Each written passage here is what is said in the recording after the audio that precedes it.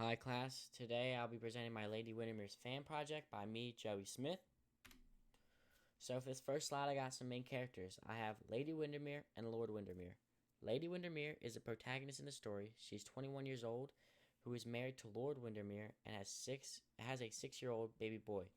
Throughout the story she thinks her mother died when she was born, but she's unaware that that's not true at all and her mother is Miss Erling. Next we have Lord Windermere. Lord Windermere is Lady Windermere's husband. He's a very wealthy man who is very loving to his wife. Throughout the story, he financially is supporting Miss Erling, though he does this out of love for Lady Windermere. Next, we have quotes. So the first quote is, "I think life too complex, a thing to be settled by these hard and fast rules," says Lord Darlington in Act 1. The first quote shows how heavily focused on social order and rules on men and women.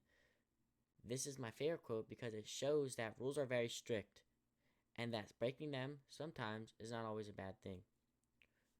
The next quote is, "Life is far too important, a thing to talk serious about," says Lord Darlington in Act 1.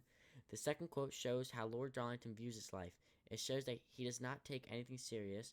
This is also shown in his action when he asks Lady Windermere to run away with him, not thinking of any consequences. Last but not least, we are all looking at the gutter, but some of us are looking at the stars. This is said by Lord Windermere in Act 3. The last quote shows that at this point in the play, Lady Windermere is going behind her husband's back and following the rumors she is hearing, even though Lord Windermere is completely loyal and protecting his wife. Next, we have summary. So, Lady Windermere Fan is a story about the infamous Mrs. Erling returning to England to visit Lord Windermere to tell him she's the mother of his wife. Mrs. Erling attends a birthday party for Lady Windermere, where at the party, Lady Windermere thought that Mrs. Erling was Lord Windermere's mistress, not knowing she is her long-lost mother. Lady Windermere continues to assume that Mrs. Erling is his secret mistress until at the end of the story, where her mother comes to save the day.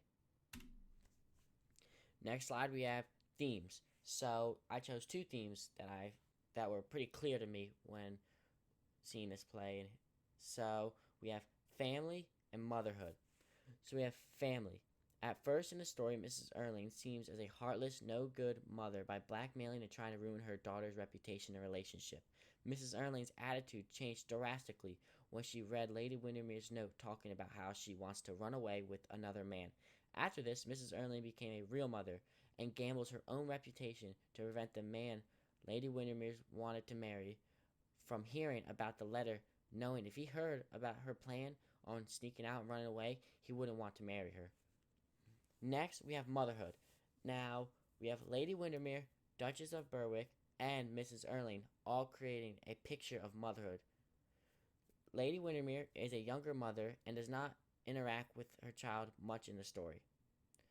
Duchess of Berwick is a respectable older woman who has a daughter named Agatha, and throughout the movie displays the involvement a mother should have in their child's life. And then last but not least, we have Mrs. Erling.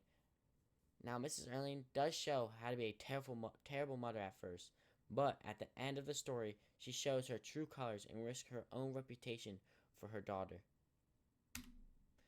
And we got citations.